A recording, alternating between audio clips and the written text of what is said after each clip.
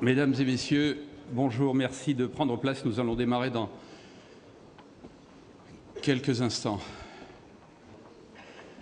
Mon nom est Alain Grézel, je suis le grand maître de la Grande Loge de France. Alors avant de passer à ces trois tables rondes qui vont vous être présentées par Perry Huillet dans un instant, qui est le délégué à la communication de la Grande Loge de France, je voudrais vous dire un mot de la raison pour laquelle nous avons voulu co-organiser avec la Grande Loge traditionnelle et symbolique Opéra, car c'est d'une co-organisation qu'il s'agit. Je vous donner les quelques raisons qui nous ont encouragés à organiser ce colloque. Car c'est une banalité de le dire, les temps sont révolus où les valeurs comme le bien en soi, la vérité absolue et la justice comme modèle trônaient au ciel inaltérable des idées de la pensée platonicienne. Friedrich Nietzsche, à la fin du XIXe, et avant de sombrer dans la nuit de sa folie, nous l'avait lancé comme un avertissement. Selon lui, Dieu était mort, et bien entendu, avec lui, toutes les valeurs transcendantes. Nietzsche voulait remplacer ces statues géantes tombées à terre par un surhumain ou un surhomme, selon les traductions, que certains, dans les années 30 et 40, en Europe, ont transformé en une terrifiante et lamentable caricature. L'humanité ayant avorté du surhomme avant même qu'il ne fût conçu, les hommes et les femmes de la fin du XXe siècle, que nous sommes, et qui avaient en charge, au minimum, de reconstruire l'être humain majuscule après les séismes terrifiants du début du XXe siècle, les deux guerres mondiales, les guerres de territoire et les guerres idéologiques, les goulags et les camps, ont remplacé cet être humain majuscule par l'individu qui est un petit bonhomme sympathique, parfois pathétique, et qui prend ses désirs pour des réalités sans avoir toujours conscience de la réalité de ses désirs, déboussolé par la complexité de l'humain, ce qui peut se comprendre après le début du XXe siècle, comme l'humanité l'a connu,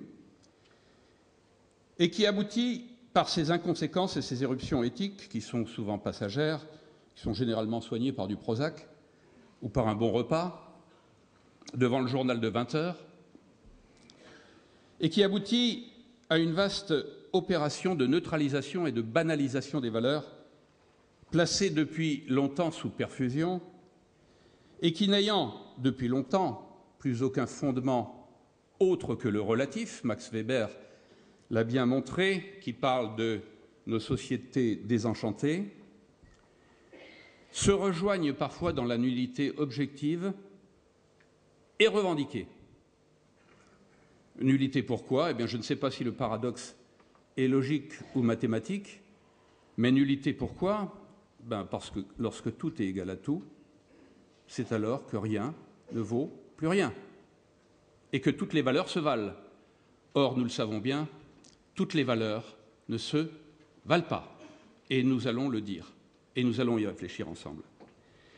Le constater ne relève ni de la complaisance ni de la délectation morose. La vie humaine est une aventure exceptionnelle et beaucoup trop courte à mon goût. Mais l'histoire des hommes, passée ou contemporaine, nous fait cruellement comprendre, contrairement à ce que pensait Hegel, que tout le réel n'est pas rationnel et que des pans entiers de ce réel sont au contraire marqués par l'absence de raison. Car lorsque la raison s'y manifeste, c'est parfois comme rationalité de la terreur et de massacres planifiés dans le délire, comme grâce à une sorte de logiciel pervers, et non pas sous la forme du raisonnable, que l'on voudrait pouvoir considérer comme la qualité d'un comportement qui viserait à l'équilibre, à la mesure, à une certaine sagesse, passant pour cela nécessairement par le respect intangible de l'être humain majuscule dans tous les êtres humains particuliers.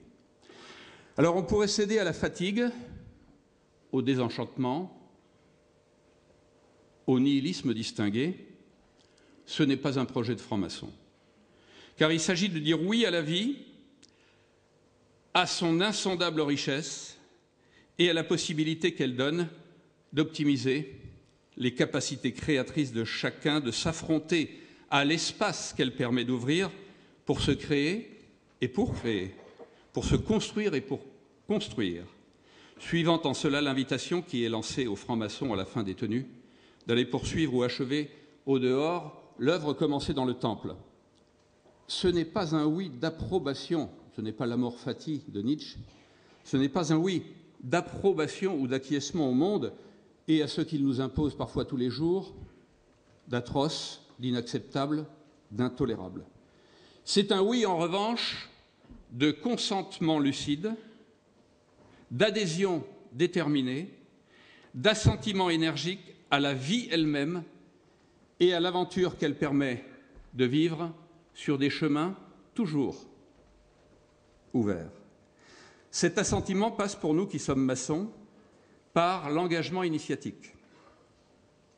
L'engagement initiatique n'est pas la seule voie de réalisation personnelle et les maçons n'ont de leçons à donner à personne sur ce sujet.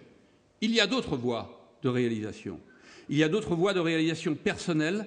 Il y a d'autres voies qui permettent d'aller vers le monde et de contribuer à sa transformation, mais nous sommes maçons. Et cet assentiment passe, pour nous qui sommes francs-maçons, par l'engagement initiatique. Il est un des engagements les plus passionnants, où l'on se confronte à soi-même et aux autres, à l'ordre nécessaire et à la liberté. La liberté fondamentale, je repense à la personne, à l'image et au symbole de Lafayette. Mais pourquoi faire et pourquoi chercher, trouver, construire du sens, sans attendre que quiconque le fasse pour nous, car, comme le dit le philosophe Marcel Conche, qui fut un des maîtres de André Comte-Sponville, que nous recevrons tout à l'heure, comme le dit Marcel Conche, c'est à chacun de faire qu'il y ait du sens à vivre, sans se référer à des maîtres penseurs ou à des pourvoyeurs officiels de sens qui ne sont généralement que des donneurs de leçons. Et nous savons à quel point il est plus facile de donner des leçons que de donner l'exemple. Alors nous traversons des temps qui ouvrent des abîmes d'incertitude sur la capacité des êtres humains à être humains. Or, lorsque le doute s'installe, ou qu'il se perpétue, il n'est pas inutile de tenter de comprendre d'où l'on vient pour mieux savoir où l'on veut aller. Et c'est à une réflexion sur cette question et celles qui s'en déduisent que nous vous avons invité aujourd'hui et que nous sommes heureux de vous accueillir. Et je passe la parole à Perry Ouillet. Merci.